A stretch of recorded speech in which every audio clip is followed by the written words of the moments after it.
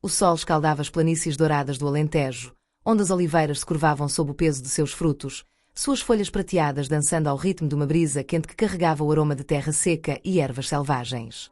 Na pequena vila de Serpa, as casas caiadas refletiam a luz como espelhos, suas janelas entreabertas deixando escapar risos de crianças e o murmúrio de conversas entre vizinhos. A vida ali seguia um ritmo lento, quase imutável, como se o tempo hesitasse em avançar sob o céu vasto e azul. Mas, sob essa superfície tranquila, uma tempestade se formava na família Mendes, uma história que dividia corações e desafiava os laços que unem irmãs, mães e filhos. Era uma narrativa de amor, mágoa, escolhas impossíveis e resiliência, tecida com os fios frágeis e, ao mesmo tempo, indizíveis do destino. Mariana Costa, de 38 anos, caminhava apressada pela rua principal da vila, os sapatos gastos levantando pequenas nuvens de poeira que se dissipavam no ar quente de julho. Enfermeira no Hospital de Beja, a 30 minutos de carro, Mariana era uma figura conhecida em Serpa.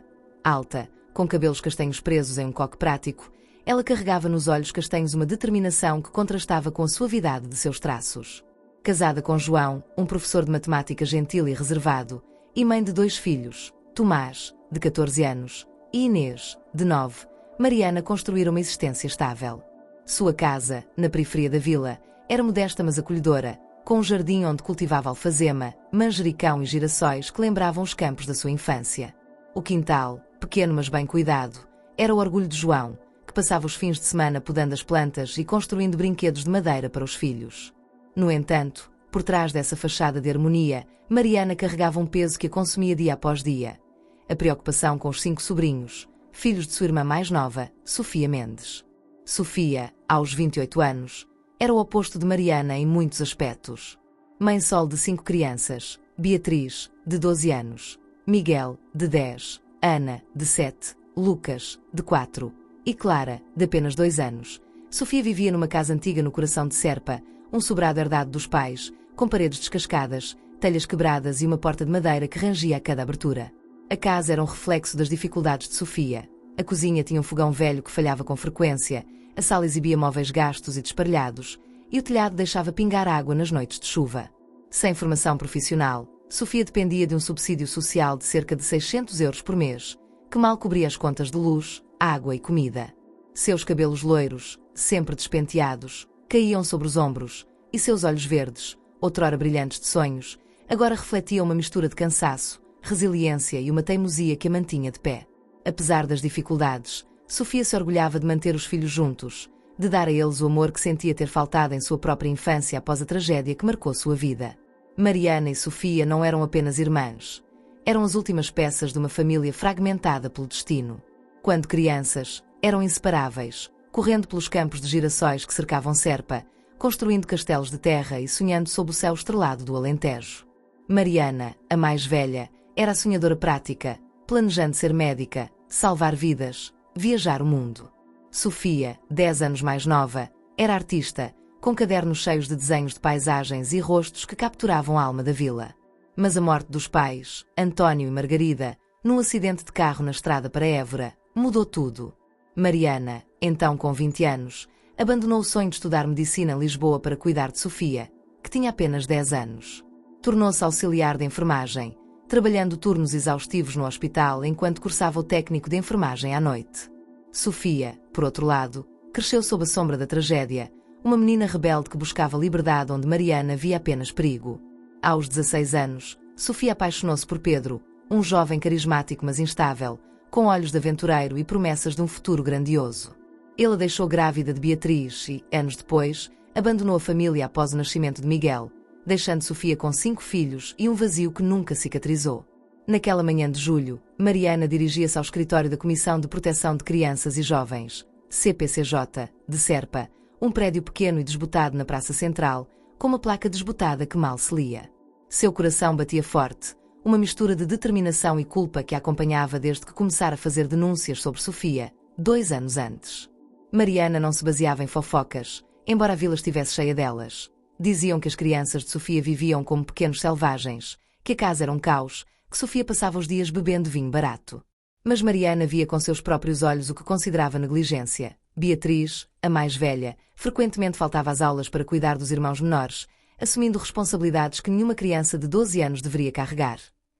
Ana aparecia na escola com sapatos apertados e roupas remendadas, seus olhos tímidos evitando os olhares dos colegas. E Clara, a caçula, já sofrera pequenos acidentes domésticos, como uma queimadura leve ao tocar uma panela esquecida no fogão e uma queda de uma cadeira quebrada. Não é só sobre comida ou roupa, pensava Mariana, segurando uma pasta com fotos e anotações que documentavam suas preocupações. É sobre segurança, estabilidade, um futuro. Sofia está afundada e ninguém parece querer ajudar. No escritório da CPCJ, Dona Clara, uma assistente social de 50 anos com óculos de armação grossa e olhos cansados mas gentis, recebeu Mariana com um suspiro familiar. Mariana, outra vez? Perguntou, apontando para uma cadeira de plástico que rangia sob o peso. Mariana sentou-se, a pasta no colo, e começou a falar, sua voz firme mas carregada de emoção. Clara, eu sei que vocês estão sobrecarregados, que têm dezenas de casos. Mas aquelas crianças estão em risco. A Clara, de 2 anos, quase se machucou de novo na semana passada, uma tomada solta na sala. Ela estava brincando perto. A Beatriz está praticamente criando os irmãos, faltando aulas para cuidar da casa. Ela é uma criança, não uma mãe. E a Ana, meu Deus, vai para a escola com sapatos que não servem, com fome às vezes. Isso não é vida para elas. Clara folheou um arquivo grosso, com relatórios de visitas à casa de Sofia, suas sobrancelhas franzidas revelando o peso de anos lidando com histórias como aquela. Mariana, nós sabemos da situação. Visitamos a Sofia regularmente, às vezes sem aviso. Sim, a casa não é um modelo de organização, e ela enfrenta dificuldades financeiras, mas não encontramos evidências de abuso ou negligência grave. As crianças estão alimentadas, vão à escola, têm roupas, mesmo que simples.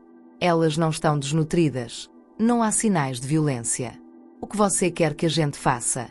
Retirar as crianças da mãe e colocá-las num lar de acolhimento. Mariana sentiu o sangue subir ao rosto, suas mãos apertando a pasta com força. Não quero que elas vão para um lar de acolhimento. Quero que tenham uma chance de uma vida melhor. Eu e o João podemos ficar com a Ana e o Lucas. Minha tia Margarida, em Lisboa, já disse que pode acolher a Beatriz e o Miguel. A prima Rita, em Évora, está disposta a cuidar da Clara. Há família suficiente para dar a elas um lar seguro, com comida na mesa todos os dias, com escola sem faltas, com um futuro. Sofia não consegue, Clara. Ela está sobrecarregada e as crianças estão pagando o preço. Clara balançou a cabeça, ajustando os óculos. Você sabe que a Lei de Proteção de Crianças e Jovens em Perigo, a Lei número 147 de 99, prioriza a permanência das crianças com a família biológica, a menos que haja perigo imediato. E, legalmente, Sofia não é negligente no sentido que justifica uma intervenção tão drástica. Ela ama os filhos. Mariana. Eles estão vestidos, alimentados, têm um teto. Sim, há dificuldades, mas isso não é o mesmo que abandono. Você já tentou conversar com ela, oferecer ajuda direta? Talvez ela precise de apoio, não de denúncias. Mariana hesitou, a pergunta de Clara cortando como uma faca. A verdade era que as conversas com Sofia haviam se tornado impossíveis. Cada tentativa de diálogo terminava em gritos, acusações e portas batidas.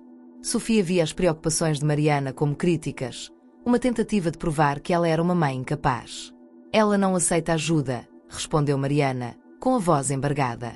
Eu tentei, Clara. No ano passado, ofereci pagar um curso de costura para ela, para que pudesse trabalhar em casa. Ela disse que não precisava da minha caridade. Tentei levar as crianças para passar um fim de semana comigo, para ela descansar, e ela gritou que eu estava tentando roubá-los. Ela acha que estou contra ela, mas eu só quero proteger os meus sobrinhos. Clara fechou o arquivo, seus olhos encontrando os de Mariana. Eu entendo, Mariana. Mas a Sofia está sob pressão. Ser mãe solo de 5 crianças, sem apoio do pai, com tão poucos recursos, não é fácil. Talvez ela veja suas ofertas como julgamento, não como ajuda. Vou marcar outra visita à casa dela, e vamos incluir no relatório que você está disposta a ajudar. Mas retirar as crianças é um último recurso. Vamos tentar outras soluções primeiro. Mariana saiu do escritório com o coração pesado, a pasta ainda nas mãos, as fotos e anotações parecendo mais acusações do que provas. Ela sabia que Clara estava certa sobre a lei, mas não podia ignorar o que via. Beatriz, com olheiras de quem dormia pouco, carregando Clara no colo enquanto Sofia tentava cozinhar. Ana, com seus desenhos tristes, escondendo-se dos colegas na escola. E Clara, tão pequena, tão vulnerável, brincando em uma casa cheia de perigos. Se eu não fizer nada, quem fará? Pensava, enquanto caminhava de volta para casa, o sol do meio-dia queimando sua nuca. Do outro lado da vila, Sofia estava sentada na cozinha de sua casa, uma xícara de café frio nas mãos, o olhar perdido na mesa de madeira marcada por anos de uso. A mesa, com arranhões e manchas de copos, era o centro da vida da família, onde as crianças comiam, faziam lição, brigavam e riam. No quintal, sob a sombra de uma figueira torta, as crianças brincavam, suas vozes enchendo o ar com uma energia que contrastava com o cansaço de Sofia. Beatriz, com um caderno velho na mão, tentava ensinar Ana a escrever o alfabeto, sua voz paciente mas firme. Não, Ana, o B tem 2 barrigas. Assim, olha. Miguel e Lucas corriam atrás de uma bola improvisada, feita de meias velhas amarradas com barbante, rindo enquanto chutavam a poeira.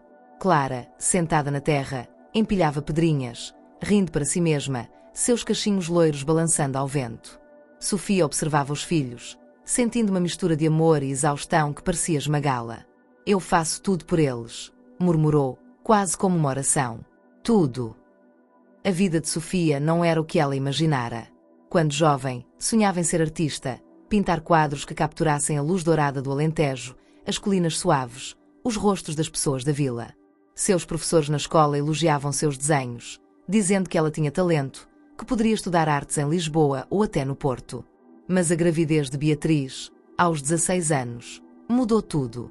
Pedro, o pai, era um jovem de 20 anos com olhos de aventureiro e promessas grandiosas. Ele falava de abrir um negócio, de viajar para o Brasil, de construir uma vida juntos.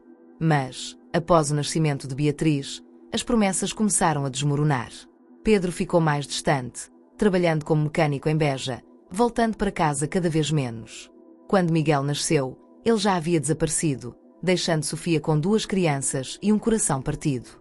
Os outros filhos vieram em sequência, cada um trazendo mais amor, mas também mais peso.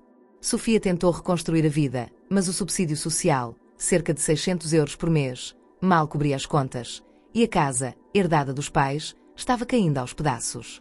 O telhado vazava, as tomadas eram um perigo, e o fogão velho apagava sozinho, deixando o jantar pela metade.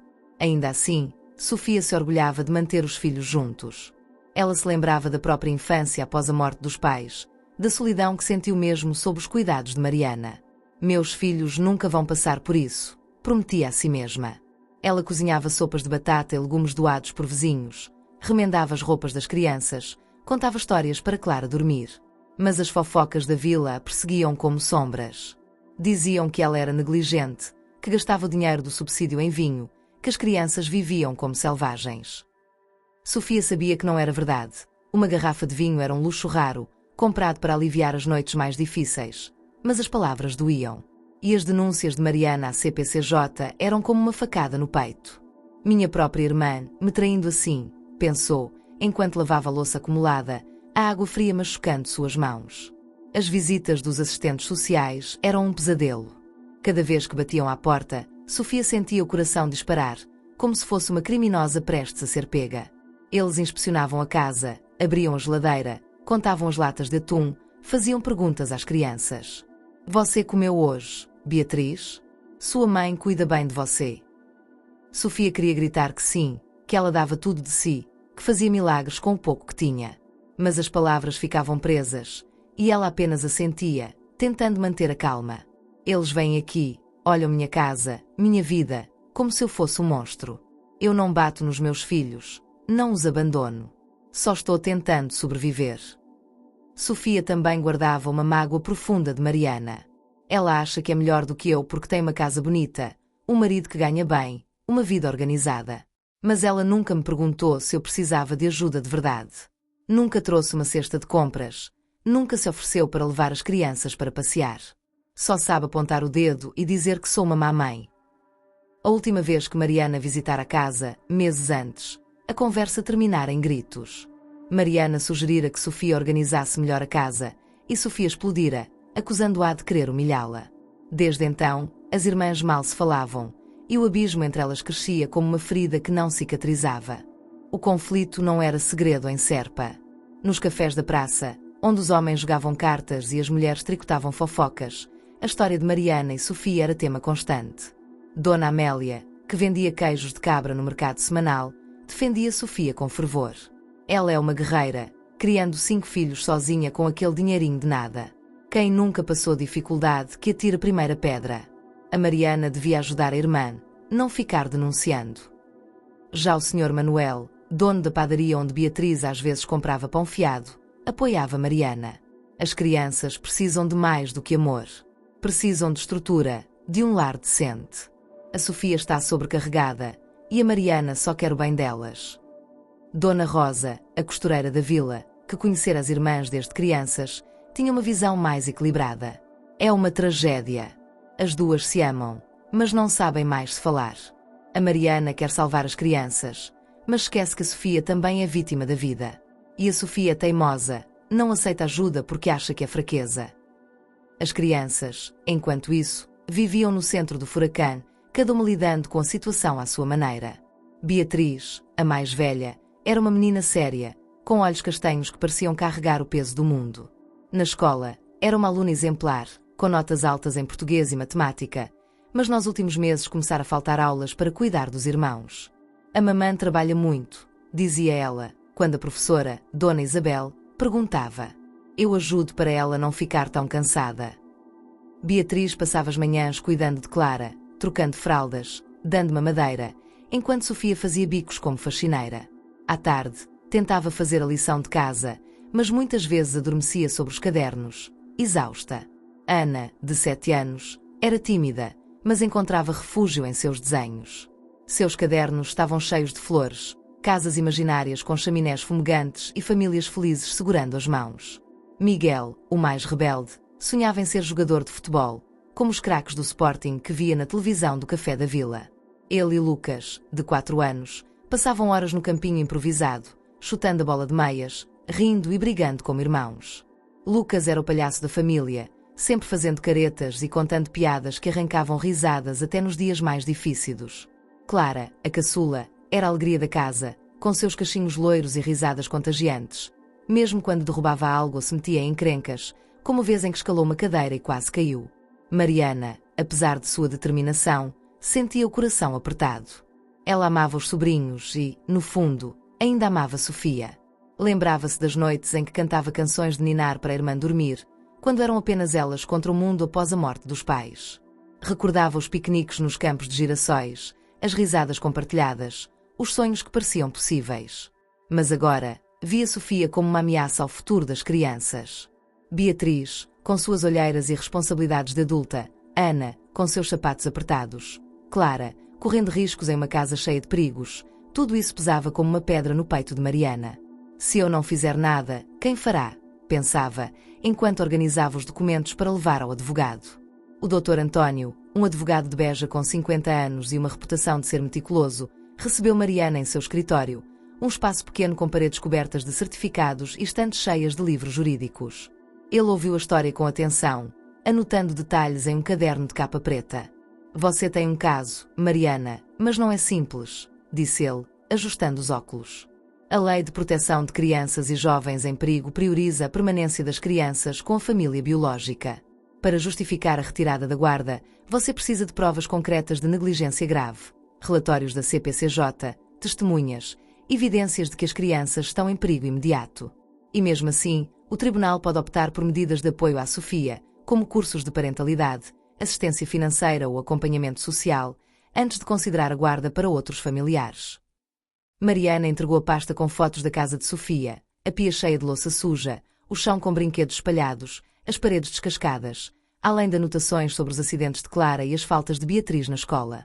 Ela também incluiu um depoimento de Dona Isabel, a professora de Beatriz, que descrevia o cansaço da menina e sua ausência frequente nas aulas. A Beatriz está sacrificando a infância dela, disse Mariana, a voz tremendo. Ela é uma criança, não uma mãe. E a Clara, de 2 anos, já teve 2 acidentes por falta de supervisão. A queimadura na mão, a queda da cadeira. Isso não é suficiente. Dr. António folheou os documentos, franzindo a testa. É um começo, mas o tribunal vai querer ouvir a Sofia. E as crianças, especialmente a Beatriz, que já tem idade para expressar uma opinião, podem ser ouvidas. Você precisa estar preparada para o impacto que isso pode ter na sua relação com sua irmã. E, francamente, na família toda. Ele fez uma pausa, olhando para Mariana por cima dos óculos. Você já considerou outras formas de ajudar? Talvez pagar por reparos na casa, oferecer-se para cuidar das crianças alguns dias por semana? Às vezes, o tribunal vê a falta de apoio familiar como parte do problema. Mariana baixou o olhar, as palavras do advogado e quando as declara. Ela havia tentado ajudar, ou pelo menos achava que sim. No ano anterior, levara uma cesta de alimentos para Sofia, mas a irmã a acusara de fazer caridade para se sentir superior. Tentara convencer Sofia a aceitar dinheiro para consertar o telhado, mas ela recusara, dizendo que não precisava de esmolas. Cada tentativa de aproximação parecia apenas alargar o abismo entre elas. Eu quero ajudar, doutor, disse Mariana, por fim. Mas ela não deixa. E enquanto ela não deixa, as crianças estão sofrendo. Eu não posso esperar até que algo pior aconteça. O advogado assentiu, fechando o caderno. Vou preparar o pedido para o Tribunal de Família e Menores. Mas prepare-se, Mariana. Esses casos são emocionalmente desgastantes, e o resultado pode não ser o que você espera. Mariana voltou para casa com um nó na garganta, a pasta ainda nas mãos, as fotos e anotações agora parecendo uma traição. Ela sabia que o processo poderia destruir o que restava de sua relação com Sofia. Mas, ao pensar em Clara, correndo por uma casa cheia de perigos, ou em Beatriz, sacrificando sua infância para ser uma segunda mãe, Mariana sentia que não tinha escolha. É pelas crianças, repetia para si mesma, como um mantra, enquanto o sol se punha, pintando o céu do Alentejo com tons de laranja e roxo. Enquanto isso, Sofia tentava manter a rotina, um esforço hercúleo que parecia sugar sua alma. Acordava às 6 da manhã, antes mesmo do galo da vizinha cantar, para preparar o café da manhã, pão com manteiga e leite, quando havia, mingau de aveia com um pouco de açúcar, quando não havia. Levava as crianças à escola a pé, carregando Clara no colo e segurando a mão de Lucas, enquanto Beatriz e Miguel corriam na frente, brincando de empurrar um ao outro. Ana caminhava em silêncio, seu caderno de desenhos apertado contra o peito. À tarde, Sofia fazia bicos como faxineira em casas da vila, ganhando 5 euros por hora quando conseguia trabalho. A falta de creches acessíveis dificultava a busca por um emprego fixo, e os bicos eram esporádicos, dependendo da boa vontade das vizinhas. À noite, cozinhava sopas simples com batatas, cenouras e couve doadas por Dona Amélia, contava histórias para Clara dormir, histórias de princesas que venciam dragões, inspiradas nas lendas que sua mãe contava, e tentava manter a casa em ordem, embora a exaustão a vencesse com frequência. As visitas da CPCJ eram como um pesadelo recorrente. Cada batida na porta era um susto, cada pergunta um julgamento. Dona Clara, a assistente social, era gentil, mas suas perguntas cortavam como facas. Sofia, você tem comida suficiente para o mês? As crianças estão indo à escola todos os dias. O que aconteceu com a mão da Clara? Sofia respondia com calma forçada, mostrando a geladeira com meia dúzia de ovos, uma lata de atum e um pacote de arroz. Eu faço o que posso, dizia, a voz tremendo. Meus filhos não passam fome. Eles têm o que precisam. Mas, no fundo, Sofia sabia que o que precisam era mais do que ela podia dar. A casa era um campo minado, tomadas expostas, cadeiras quebradas, um fogão que apagava sozinho. Ela consertava o que podia, remendava roupas, improvisava brinquedos com caixas de papelão, mas o dinheiro nunca era suficiente. Em uma dessas visitas, Dona Clara sentou-se à mesa da cozinha, o caderno de anotações aberto. Sofia, você acha que consegue cuidar de todas as crianças sozinha? Talvez aceitar ajuda da sua irmã ou de outros familiares pudesse aliviar o peso. A Mariana está preocupada, sabe? Sofia explodiu, as mãos trêmulas batendo na mesa. Ajuda! Minha irmã quer tirar meus filhos. Ela acha que sou um fracasso, mas nunca me perguntou o que eu preciso. Vocês vêm aqui, me julgam, olham minha casa como se eu fosse uma criminosa. Querem saber o que eu preciso. Um emprego, uma creche para a Clara, um pouco de paz. Mas ninguém me dá isso. Só vêm com perguntas e relatórios. Clara anotou algo no caderno, sua expressão neutra escondendo o cansaço de anos lidando com casos assim. Vou incluir isso no relatório, Sofia. Mas precisamos garantir que as crianças estão bem. A Beatriz, por exemplo, está faltando muitas aulas. Isso é preocupante. Uma menina de 12 anos não deveria estar cuidando dos irmãos o tempo todo. Sofia sentiu as lágrimas subirem, mas as conteve, mordendo o lábio. A Beatriz é uma boa filha. Ela me ajuda porque somos uma família. Não vou deixar que a levem de mim. Vocês não entendem o que é lutar sozinha. Clara fechou o caderno, levantando-se. Ninguém quer tirar seus filhos, Sofia. Mas precisamos garantir que eles tenham o que precisam. Vamos marcar outra visita na próxima semana. E vou recomendar que você participe de um programa de apoio à parentalidade. Pode ajudar. Sofia assentiu, mas, assim que Clara saiu, deixou as lágrimas caírem. Ela não queria um programa, não queria mais relatórios. Queria um trabalho, uma casa segura, um futuro para seus filhos. Mas, acima de tudo, queria que parassem de julgá-la, que vissem o amor que ela dava às crianças, mesmo nas noites em que o jantar era apenas pão com azeite. As crianças, enquanto isso, navegavam um conflito com uma mistura de inocência e percepção aguçada. Beatriz, a mais velha, sentia o peso da responsabilidade como uma pedra em seus ombros frágeis. Na escola, Dona Isabel, a professora de português, notava que ela estava mais distante, com olheiras sob os olhos e respostas curtas. Um dia, após a aula, Isabel chamou Beatriz para conversar no canto da sala, onde o quadro exibia um poema de Fernando Pessoa. Beatriz, você está bem? Sei que as coisas em casa estão difíceis. Você quer me contar algo? Beatriz baixou o olhar, brincando com a ponta da trança. Está tudo bem, Dona Isabel. Só estou ajudando a mamã. Ela precisa de mim. Isabel suspirou, tocando o ombro da menina. Você é uma menina incrível, Beatriz, mas também precisa ser criança. Faltar às aulas não é bom para o seu futuro. Quer que eu fale com sua mãe? Beatriz balançou a cabeça, com veemência. Não, por favor. A mamã já tem muitos problemas. Eu posso cuidar das coisas. Mas, ao voltar para casa, Beatriz sentia o peso das palavras da professora. Ela amava ajudar a mãe, amava seus irmãos, mas às vezes sonhava em ser apenas uma menina, brincando com as amigas, estudando sem preocupações. Ana, a segunda mais velha, encontrava refúgio em seus desenhos.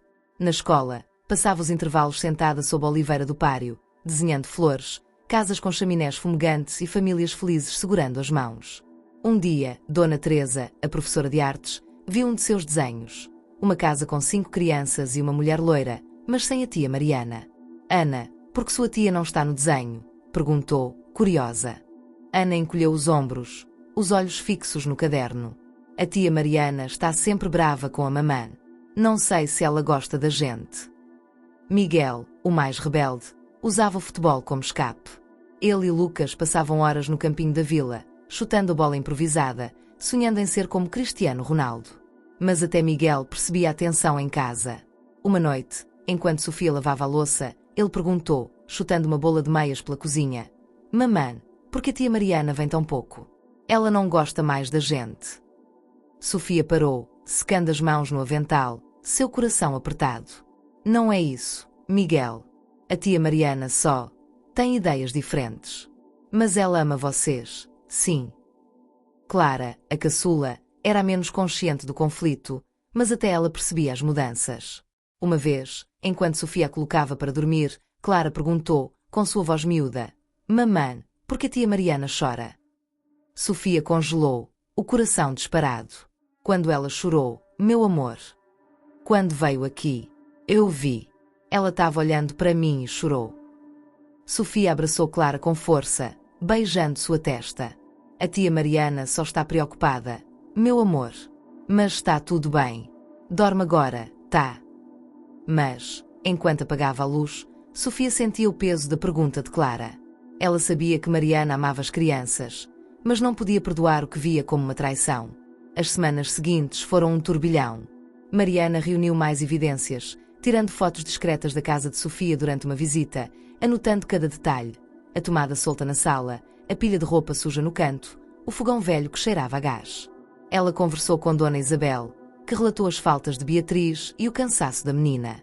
O Sr. Manuel, da padaria, também concordou em dar um depoimento, dizendo que via as crianças desleixadas com frequência. Mariana sentia culpa a cada passo, mas a imagem de Clara, tão pequena, brincando perto de uma tomada exposta, a impulsionava. Não posso esperar que algo pior aconteça, pensava. Enquanto isso, Sofia começava a perceber o impacto do conflito nas crianças. Beatriz, em especial, estava mais quieta, seus olhos castanhos sempre distantes. Uma noite, enquanto Sofia penteava os cabelos da filha, Beatriz perguntou, hesitante: Mamã, a tia Mariana quer que a gente vá morar com ela. Sofia parou, o pente suspenso no ar, o coração disparado. Quem te disse isso? Ouvi na escola. As meninas falaram que a tia foi na CPCJ, que ela quer levar a gente. Sofia abraçou Beatriz, tentando esconder o tremor em sua voz. Ninguém vai separar a gente, Beatriz. Eu prometo. Somos uma família, e vamos ficar juntos. Mas, enquanto abraçava a filha, Sofia sentia a fragilidade de sua promessa. Ela sabia que a CPCJ estava de olho, que Mariana não desistiria. Pela primeira vez, começou a se perguntar se aceitar ajuda seria a única saída. Mas como confiar em Mariana, que parecia tão determinada a julgá-la? Como confiar em um sistema que parecia mais interessado em vigiá-la do que em apoiá-la? O conflito atingiu seu ápice numa audiência preliminar no Tribunal de Família e Menores de Beja, 3 meses após a última denúncia de Mariana. O tribunal, um prédio austero com paredes brancas e cadeiras desconfortáveis, era um lugar onde famílias muitas vezes se despedaçavam. Mariana, acompanhada de Dr. António, apresentou seu caso com clareza, sua voz firme mas carregada de emoção. Meritíssimo, eu não estou aqui para julgar minha irmã. Eu a amo. Mas as crianças estão em risco. A Beatriz, de 12 anos, está faltando aulas para cuidar dos irmãos. A Clara, de 2 anos, já teve 2 acidentes domésticos por falta de supervisão. A casa da Sofia não é segura, tomadas expostas, móveis quebrados, um fogão que não funciona direito. Eu e outros familiares estamos dispostos a acolher as crianças, a dar a elas um lar estável. Não quero que vão para um lar de acolhimento, mas não posso ficar de braços cruzados enquanto elas sofrem. Dr. António complementou, apresentando a pasta com fotos, relatórios e depoimentos. A situação descrita pela Sra. Mariana indica um padrão de negligência que, embora não intencional, coloca as crianças em risco. A Comissão de Proteção de Crianças e Jovens já fez várias visitas, mas as condições não melhoraram significativamente. Pedimos uma avaliação completa e a consideração de transferência de guarda para familiares. Sofia, representada por Dra. Catarina, uma advogada de ofício jovem mas determinada, defendeu-se com paixão, sua voz tremendo de raiva e emoção. Eu não sou perfeita, meritíssimo, mas amo meus filhos. Eles são tudo para mim. A Mariana quer pintar um quadro de que sou uma mãe horrível, mas ela nunca me ajudou de verdade. Nunca trouxe uma cesta de comida, nunca se ofereceu para cuidar das crianças para eu respirar um pouco. Ela só sabe criticar, dizer que minha casa é suja, que não dou conta. Mas eu dou, sim. Faço milagres com 600 euros por mês. Meus filhos estão comigo, estão vivos, estão felizes. Eles não querem ir para outro lugar. E a CPCJ? Eles vêm, olham minha geladeira, me tratam como criminosa. Se me dessem uma creche, um emprego, talvez eu pudesse fazer mais. Mas tirar meus filhos, isso vai destruí-los. Doutora Catarina reforçou o argumento, citando a lei. Meritíssimo, a Lei nº 147 de 99 estabelece que a intervenção deve priorizar a permanência das crianças com a família biológica. Não há evidências de abuso físico ou negligência grave. A senhora Sofia enfrenta dificuldades financeiras, como muitas mães solteiras em Portugal, mas isso não justifica a retirada das crianças. Ela precisa de apoio, não de punição. O juiz, Dr. Almeida, um homem de 60 anos com olhos penetrantes e uma expressão que revelava anos de decisões difíceis, ouviu ambos os lados com atenção. Ele folheou os documentos, fez anotações, perguntou detalhes sobre as visitas da CPCJ. O bem-estar das crianças é a prioridade, disse, por fim, com voz firme. Mas também queremos preservar a família, se possível. Vou solicitar um relatório detalhado da CPCJ, com uma avaliação psicológica das crianças e da mãe. Também quero que a Sra. Sofia seja inscrita em programas de apoio à parentalidade e que sejam exploradas opções de assistência financeira ou material. A próxima audiência será em 3 meses. Até lá, espero progressos. Após a audiência, Mariana e Sofia se encontraram no corredor do tribunal, o ar pesado com palavras não ditas. Mariana, ainda segurando a pasta, quebrou o silêncio, sua voz quase um sussurro. Sofia, eu só quero melhor para as crianças. Não é contra você. Sofia riu, um riso amargo que ecoou no corredor vazio. Você acha que sabe o que é melhor para meus filhos? Você não sabe o que é acordar todo dia sem saber se vai ter comida na mesa.